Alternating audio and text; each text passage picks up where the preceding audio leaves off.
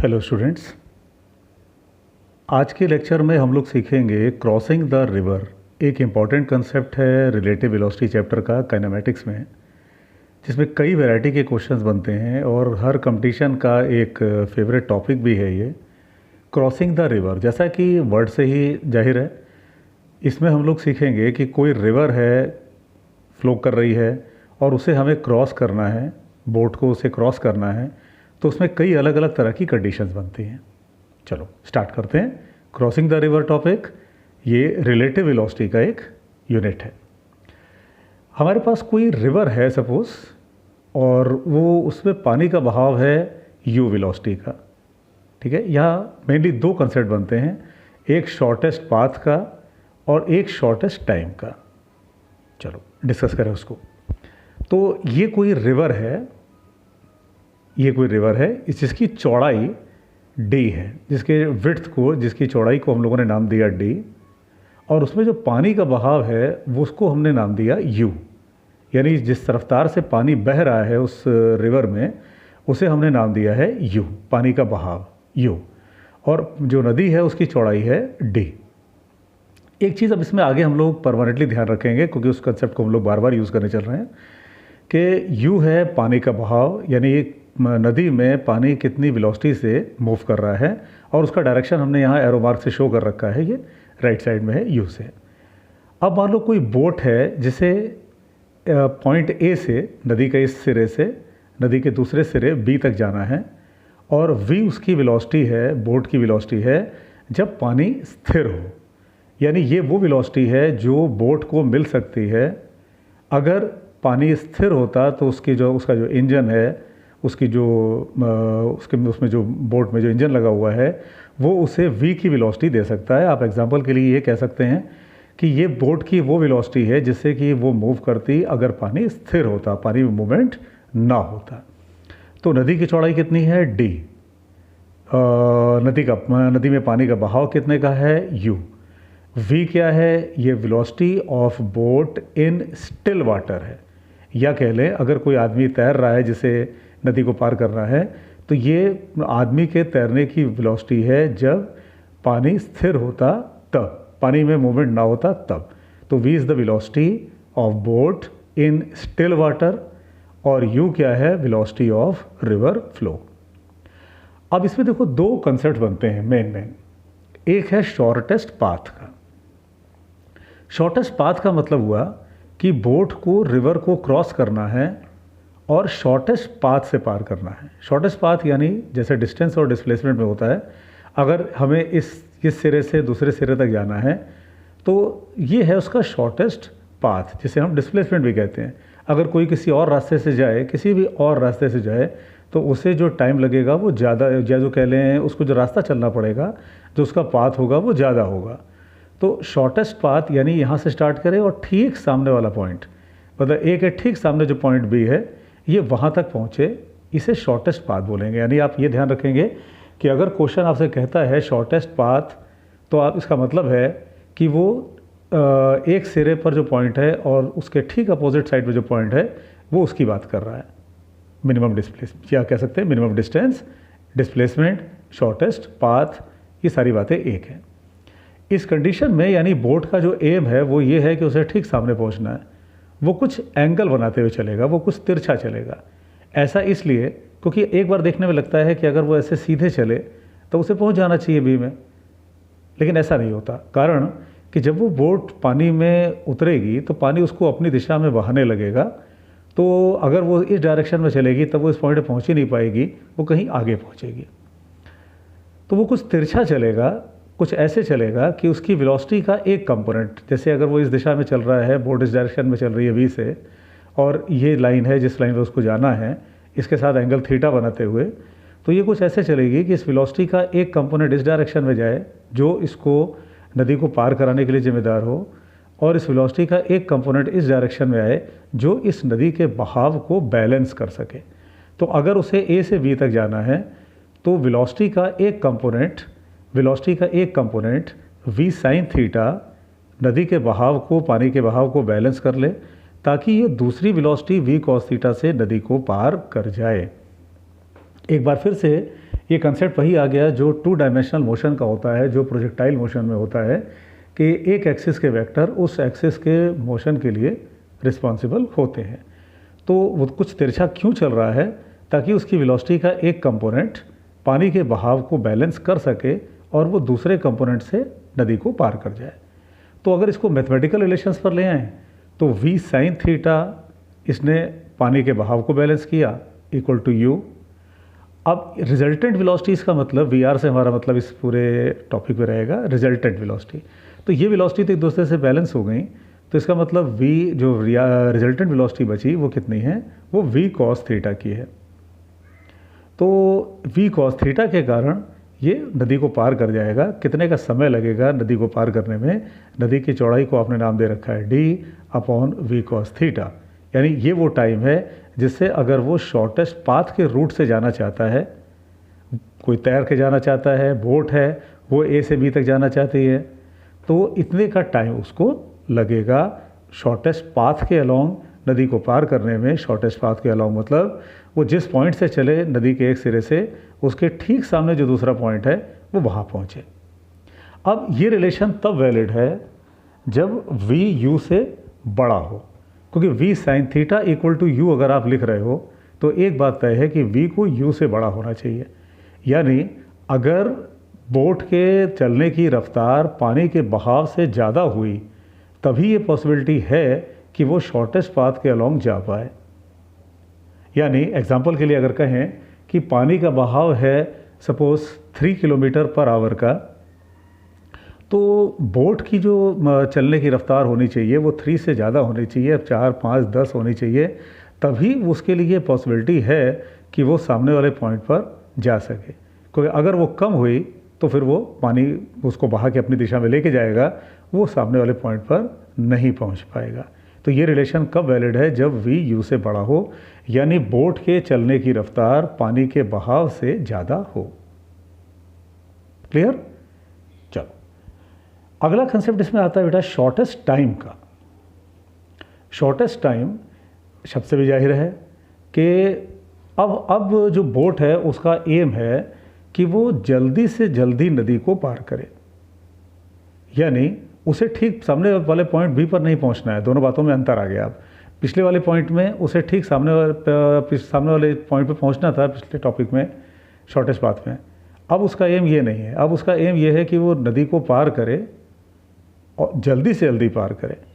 ऐसी कंडीशन में वो क्या करते हैं, वो अपनी वेलोसिटी को परपेंडिकुलर रखेंगे, यानी जो बोट की वेलोसिटी है वो रिवर फ्लो के परपेंडिकुलर रहे, ताकि इसका कोई कंपोनेंट ना काम करे, ये पूरी वेलोसिटी काम करे उसे पार कराने में। लेकिन उस कंडीशन में होगा ये कि पानी उसे अपनी दिशा में बहाएगा, और जितनी देर में ये नदी को पार करेगा उतनी देर में पानी इसे अपनी दिशा में कुछ बहा के ले जाएगा, और उसी को नाम देते हैं ड्रिफ्ट।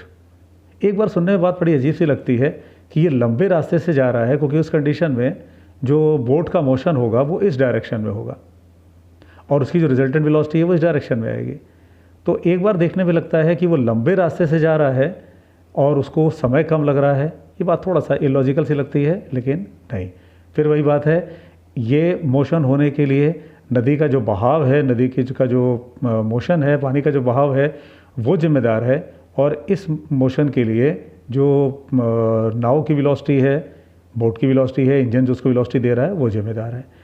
तो इस कंडीशन में, यानी जो पिछले डेरिवेशन में जिसको हम लोगों ने थीटा कहा था, वो थीटा अब यहाँ हो जाएगा 0 डिग्री, यानी वो परपेंडिकुलर चलेगा। उस कंडीशन में उसे नदी को पार करने में जो समय लगा वो हो जाएगा d/v। d का गैप है, v की वेलोसिटी से पार कर रहा है, थीटा इक्वल टू 0। थीटा यहाँ पर ये जो हम लोगों ने थीटा लिया था ये थीटा है। अब वो रिवर फ्लो के परपेंडिकुलर चलेगा, ऐसे समझो आप। अब जब वो पानी में है तो एक तो वेलोसिटी उसको उसके बोट के जो इंजन के कारण मिल रही है, और एक वेलोसिटी उसको पानी का जो बहाव है वो दे रहा है। यानी अब उसके पास 2 वेलोसिटीज़ हैं और दोनों परपेंडिकुलर हो जाएंगी। ये v बोट के इंजन के कारण, इधर u पानी के बहाव के कारण। तो उसकी जो रिजल्टेंट वेलोसिटी है vr इज़ रिजल्टेंट वेलोसिटी। तो रिजल्टेंट वेलोसिटी है, क्योंकि दोनों वेलोसिटीज़ परपेंडिकुलर हैं, तो 2 परपेंडिकुलर वेक्टर्स का जैसे रिजल्टेंट निकालते हैं बिल्कुल उसी ढंग से, तो ये रूट में v square plus u square. यानी अगर कोई ऑब्जर्वर बाहर खड़ा है, अगर कोई ऑब्जर्वर इधर खड़ा है तो वो बोट का जो रिजल्टेंट मोशन देखेगा वो ये देखेगा root v square plus u square से मूव करते हुए। अगर कोई ऑब्जर्वर यहाँ बाहर खड़ा है तो वो बोट को इस डायरेक्शन में जाते देखेगा। अब इस कंडीशन में ऑब्वियसली वो सामने वाले पॉइंट बी पर नहीं पहुँच पाया, वो यहाँ नहीं पहुँचा, पानी उसको बहा के ले गया, वो कहीं आगे पहुँचा। That is called drift. यानी ड्रिफ्ट का मतलब होता है कि ठीक सामने वाला जो पॉइंट था, जैसे यहाँ ए, यहाँ भी ठीक सामने वाला जो पॉइंट था वहाँ से कितना दूर वो बोट पहुँची, दैट इज़ कॉल्ड ड्रिफ्ट। तो ड्रिफ्ट एक्स, अब फिर वही बात आ गई जैसे 2 डायमेंशन में होता है, जैसे प्रोजेक्टाइल मोशन में होता है। इस कंसेप्ट को हम लोगों ने जो पिछला वीडियो लेक्चर था प्रोजेक्टाइल मोशन का, उसमें भी हम लोगों ने उसको पढ़ा था। अगर इन केस उस कंसेप्ट में डाउट हो तो आप लोग प्रोजेक्टाइल मोशन का जो वीडियो है उसको एक बार रिवाइज कर लेना। तो x equal to u into t, क्योंकि ड्रिफ्ट के लिए पानी का जो बहाव है वो जिम्मेदार है। तो जितनी देर में इसने पार किया उतनी देर में पानी उसको कितना आगे बहा के ले गया, u इंटू टी। टी की वैल्यू आपने ऊपर से उठाई तो यू डी अपॉन वी, यानी पानी उसे कितना आगे बहा के ले जाएगा, जिस पॉइंट पर उसे पहुंचना था, सामने बी पॉइंट पर पहुंचना था, वहाँ से कितना दूर वो जाएगा, वो u d upon v, that is called drift. Question से पूछा जाता है कि ये एंगल कितने का है। अब ये ध्यान देना, ये वो एंगल नहीं है जिससे कि पिछले केस में वो चल रहा था। अब वो चल तो रिवर फ्लो के परपेंडिकुलर रहा है, लेकिन चूंकि उसे पानी अपनी दिशा में बहा रहा है तो उसका जो नेट मोशन है वो कुछ ऐसे हो रहा है, वो ऐसे जा रहा है। तो ये एंगल कितने का है, अगर कोई ऑब्जर्वर बाहर बैठा है तो वो इस एंगल को कितने का देखेगा, यानी जो रिवर फ्लो के परपेंडिकुलर है इसके साथ ये कितने का एंगल बनाएगा। तो tan phi perpendicular upon base, that is x drift जो था डिवाइडेड बाय जो रिवर की चौड़ाई है d। तो x को अभी आपने ut लिखा था, d को vt लिख सकते हैं पहली इक्वेशन, t कैंसिल हो जाएगा तो tan phi हमारे पास u अपॉन v आ जाएगा। यानी अगर एग्जामिनर अगर क्वेश्चन हमसे ये पूछे कि इस कंडीशन में शॉर्टेस्ट टाइम की कंडीशन में वो कितने का एंगल बनाते हुए जाएगा नॉर्मल के साथ में, रिवर फ्लो के परपेंडिकुलर के साथ में, तो tan phi will be equal to u by v।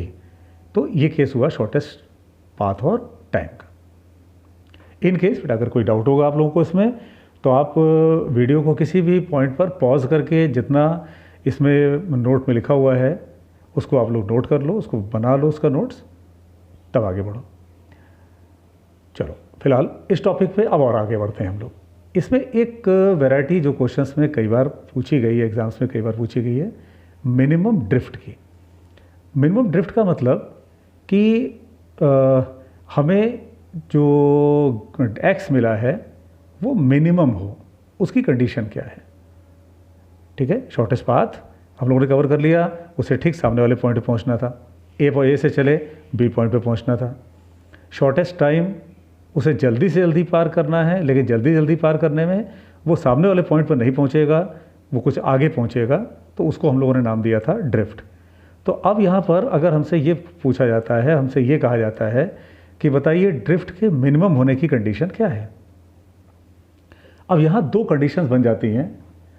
We you से बड़ा है अगर, यानी अगर जो व्यक्ति है उसके तैरने की रफ्तार पानी के बहाव से ज़्यादा है, या कहें जो बोट है उसके मूवमेंट की, उसके मूवमेंट जो मोशन है वो पानी के बहाव से ज़्यादा है, तब उस कंडीशन में तो x की मिनिमम वैल्यू यानी ड्रिफ्ट की मिनिमम वैल्यू होगी 0। ऐसा इसलिए क्योंकि अगर उसकी स्पीड ज़्यादा है तब तो वो फिर अगर उसको ड्रिफ्ट को मिनिमाइज़ करना है तो वो इस कंडीशन में चलेगा और वो ठीक सामने वाले पॉइंट ऑफ व्यू पे पहुँच जाएगा। एक बात का ध्यान रहे, अब हम लोग जो बात कर रहे हैं वो मिनिमम ड्रिफ्ट की कर रहे हैं, शॉर्टेस्ट, ना तो शॉर्टेस्ट पाथ की ना शॉर्टेस्ट टाइम की। हाँ, अगर उसको x को मिनिमम करना है तो वो और उसकी बोट की चलने की रफ्तार पानी के बहाव से ज़्यादा है तो वो कुछ ऐसे एंगल बना के चलेगा और ठीक सामने पी पॉइंट पे पहुंच जाएगा। यानी उस कंडीशन में उसकी जो ड्रिफ्ट की वैल्यू होगी वो मिनिमम वैल्यू 0 की हो सकती है। एग्जांपल के लिए हम फिर वही ले लें कि अगर पानी का बहाव 3 किलोमीटर पर आवर का है और बोट चल सकती है सपोज़ 5 किलोमीटर पर आवर से, तो एक्स की मिनिमम वैल्यू वो 0 ला सकती है। वो कुछ बोट ऐसे चल सकती है कि वो शॉर्टेस्ट पाथ के अलॉन्ग चला जाए और वो ठीक सामने बी पॉइंट पहुंच जाए, वहाँ पे कोई ड्रिफ्ट उसको मिले ही ना।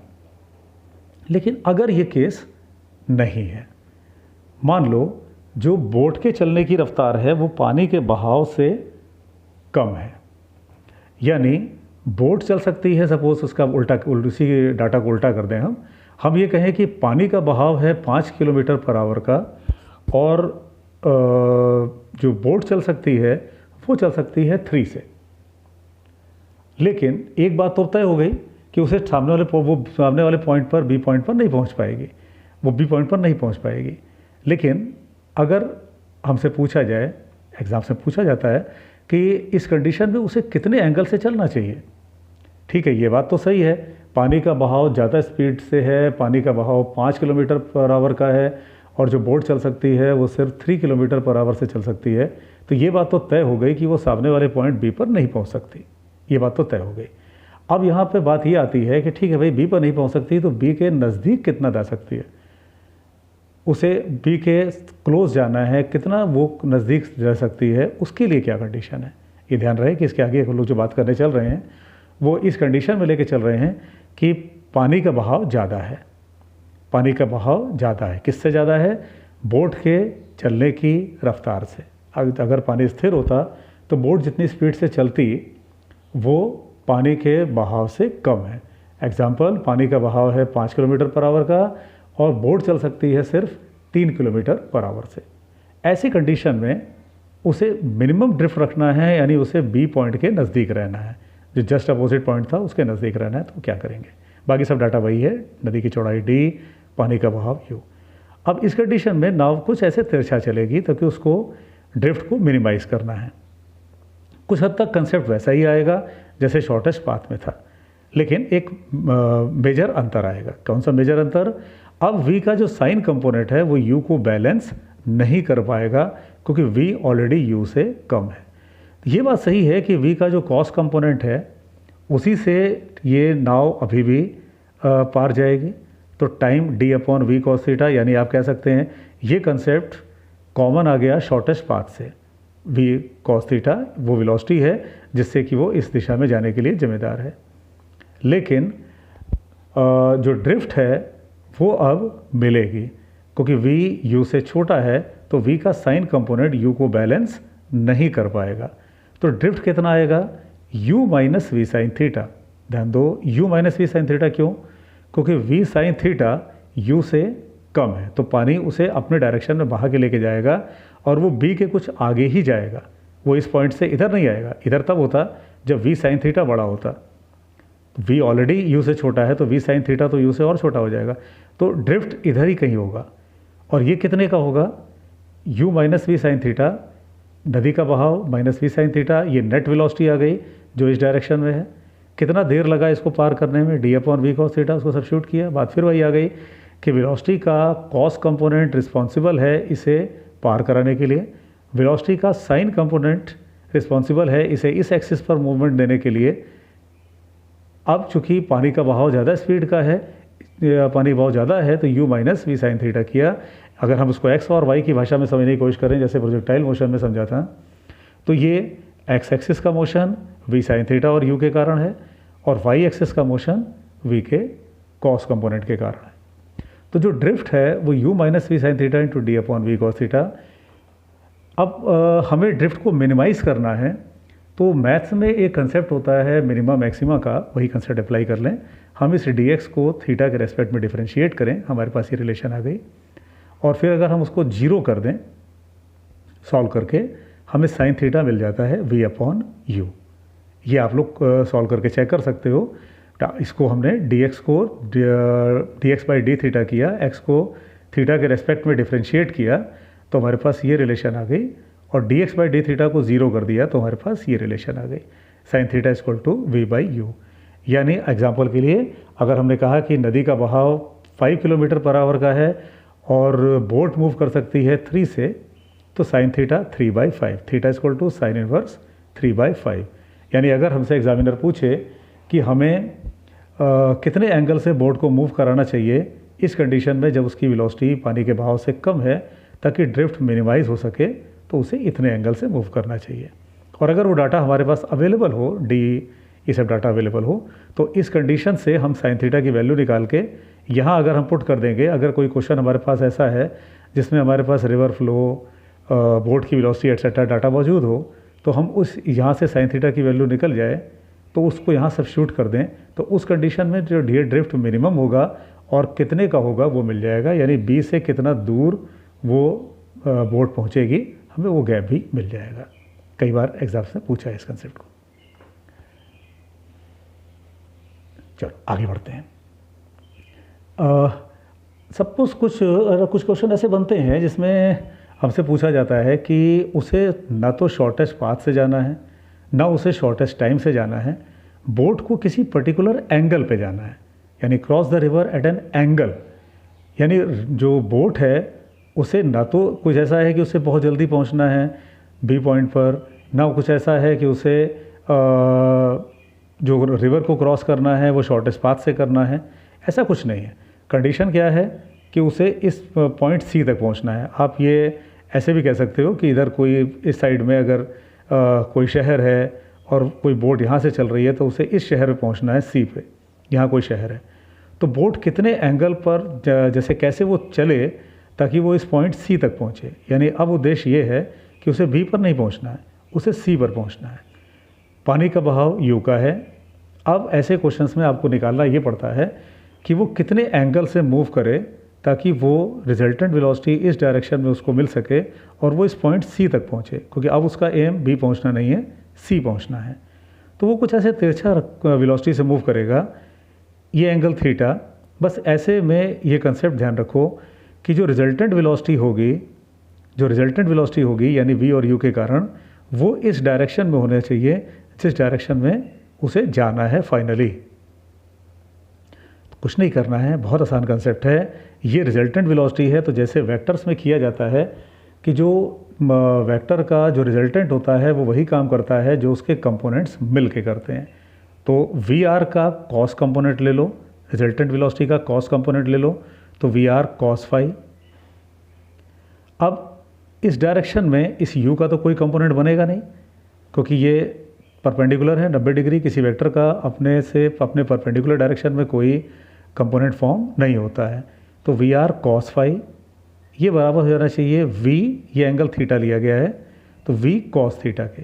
ये बात वही हो गई कि रिजल्टेंट का कंपोनेंट इस डायरेक्शन में जो उसके जो कंपोनेंट्स थे, वेक्टर जो कंपोनेंट्स थे, उनका क्या कंपोनेंट फॉर्म हो रहा है इस डायरेक्शन में।